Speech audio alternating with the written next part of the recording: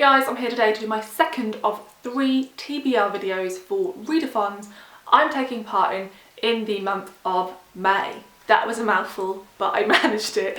So this time I'm talking about my TBR for SpringAthon. SpringAthon is a 2-week readathon that runs from the 4th to the 17th of May. I like the idea of a 2-week readathon, it's a nice amount of time.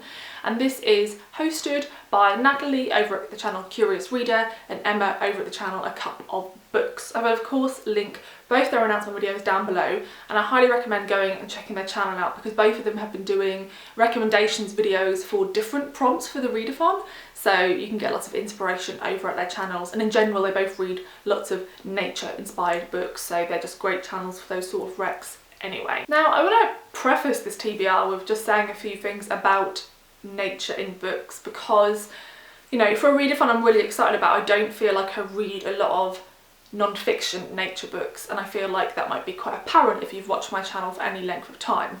I love novels that have nature woven into them, and I wish there was more of them, so always feel free to give me more recommendations, and I may use this opportunity, if I have time on top of all these books, to reread some of my favourite nature focused novels.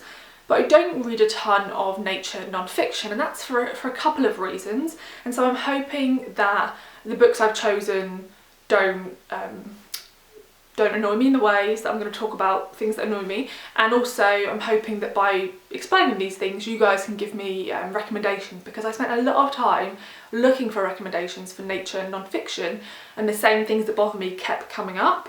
So I'm hoping that if you are an avid nature non-fiction reader you will be able to tell me which books to avoid. So one of the first things that bothers me is I studied wildlife conservation at university a while ago now, but I didn't study it, and it's something I remain really interested in. And I think having spent 3 years reading academic articles and books about wildlife and conservation, I don't really enjoy books that are written by non-academics about those topics. And that's just because I'm very used to reading more academic books about those things, and so I just don't, the tone doesn't work with me. And that can't be said for lots of other things, but I think it's because it's the subject I specialised in, and I think a lot of people would feel this way if they specialised in a certain area, and reading a popular book designed for that area it doesn't fit well because you're used to reading more academic things in relation to that. So that bothers me a bit. So I'm not so good with the sort of natural history genre as a thing, so there's that.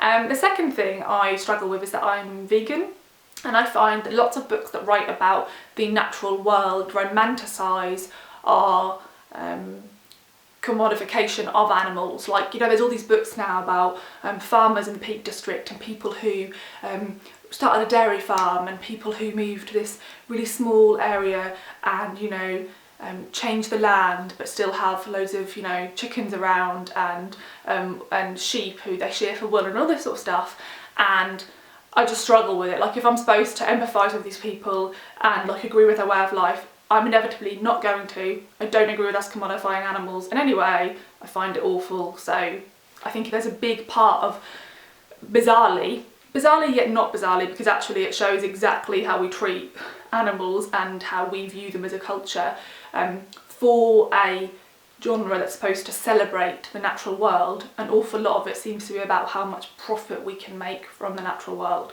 So there's that. And thirdly, another issue I have with nature writing is I think it's really dominated by men, and I think historically that's because women stayed at home with the children and doing the cooking, and they couldn't just go, you're just going to stay here and look after everything, and I'm just going to go travel and do whatever I want to do and just write a book about it. You just stay here. And so there's lots of books written by middle-class white men who've gone travelling around wherever they want to go, and they maybe mention their wife and children in one sentence, and then other than that you have no idea how, you know, everyone's just been left and everyone else is just managed without them having any responsibilities.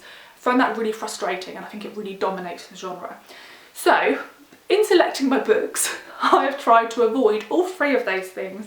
I hope I'll succeed, but I'm not sure. So please feel free to give me more recommendations, and also I'd love it if anyone also feels those things. Not necessarily with the first one because that's something that's really specific to me, but the other two problems I have, does anyone else feel this way about nature writing? Because I'd love to know. On to the actual books I'll be reading. So there's 5 prompts. I think I have 2 books for each prompt. I probably won't manage all of these. In fact, it's highly likely I won't, but I'm going to try my hardest. I love the fact that these prompts are sort of themes, and then each prompt has the same. I'm not explaining this well. Let's explain the first prompt and then you'll know what I mean. So the first prompt is bird, and so you can read a book that has a bird on the cover, a bird in the title, or a book that's about birds. So do you see what I mean now? So I've gone for 2 books that have birds on the covers. The first one is Sandlands by Rosy, Thornton. I've had this for a few years and I actually read this book. I got halfway through it and then I put it down. And I always knew it was one I wanted to go back to because I loved some of the stories. But I'd read like 2 stories in a row that were just 3 stars and it put me off carrying on. But like I said, I loved most of them. So I want to go back and reread this from the start.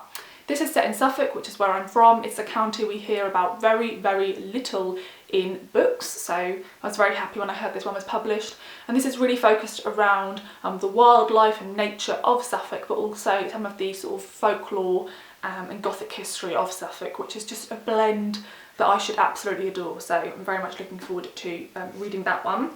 The next one is a memoir, and this was quite a popular memoir in the year it came out.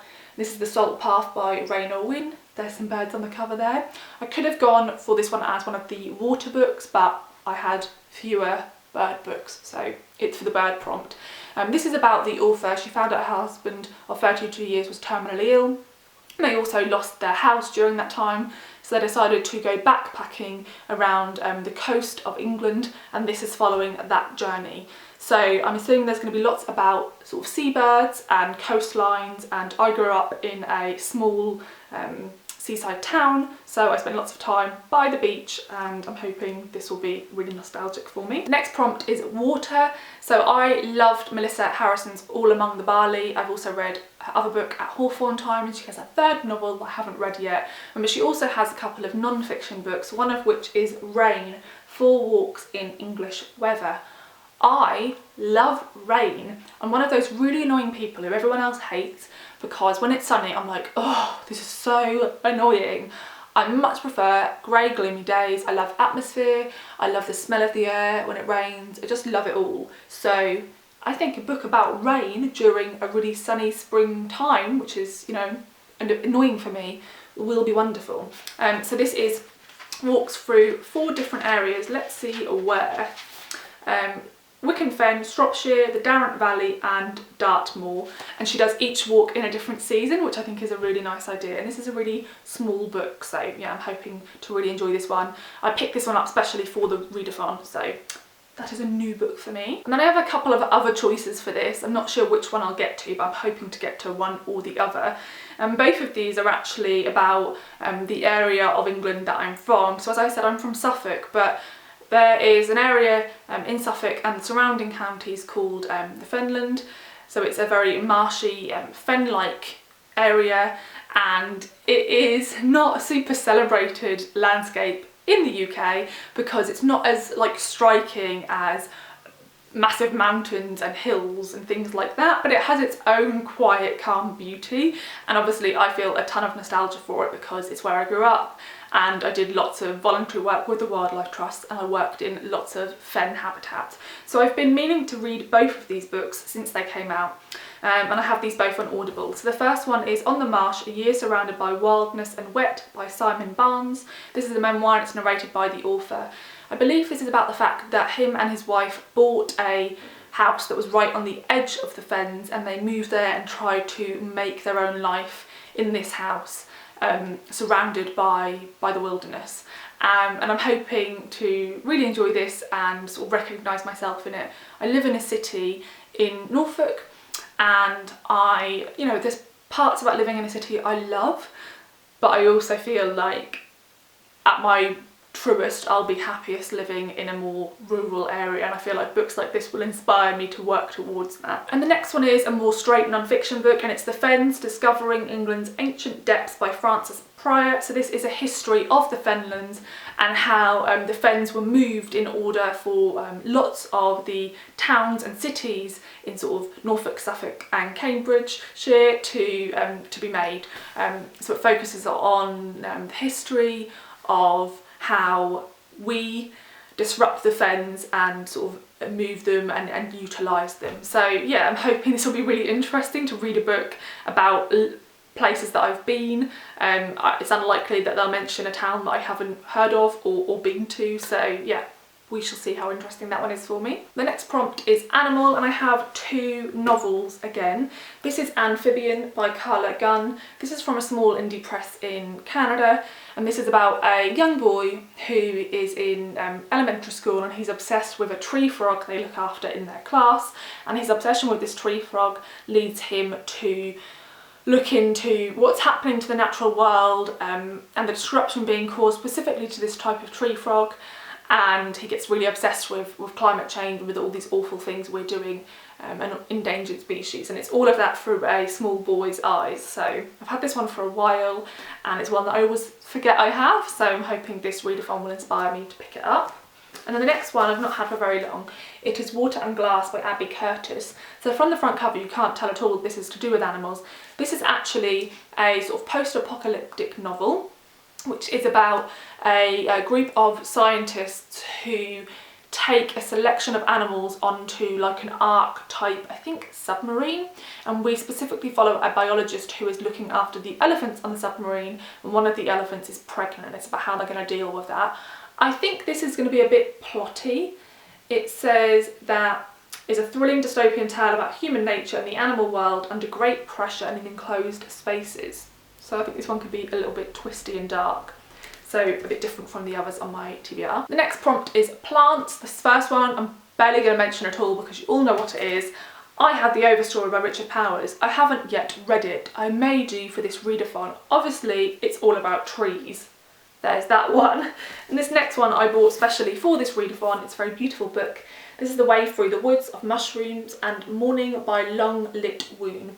So I was expecting this book to be slightly different, to be honest. I ordered it online, and when it arrived it wasn't quite what I expected it to be, but I'm still interested in it. So this is about the fact that this author lost her husband, he died, and in order to try and overcome her grief she became obsessed with mushrooms and mushroom foraging.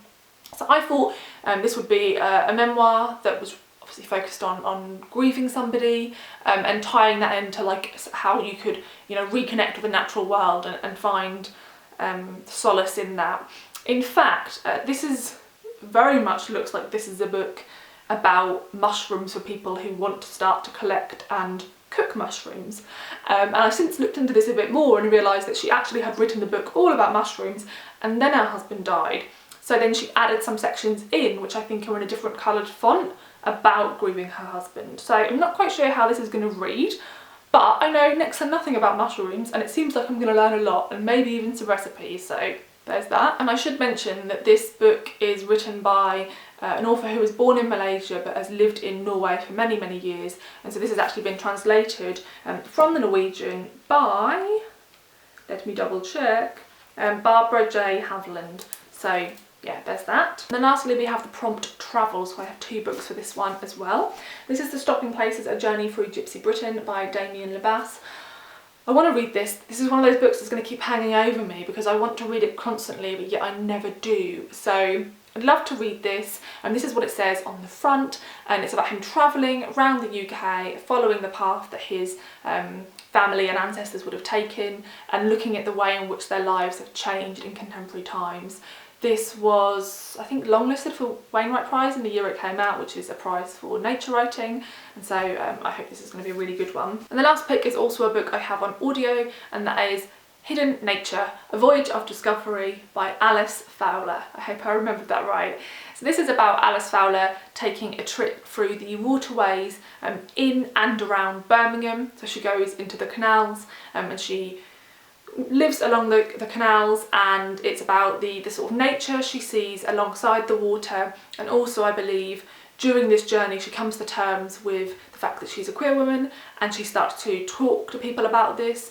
She's married to a man, and it's about her connecting with nature, and in doing so being able to talk about the fact that she is queer. And I think there may be a romance in this as well. So yeah, I like memoirs that blend nature with another topic, and I've heard really good things about this one. Those are all the books on my SpringAthon TBR. I'd love to know what books you have on your TBR, and I'd also love to know any recommendations you may have for SpringAthon. Thanks for watching, and I'll see you in the next video. Bye!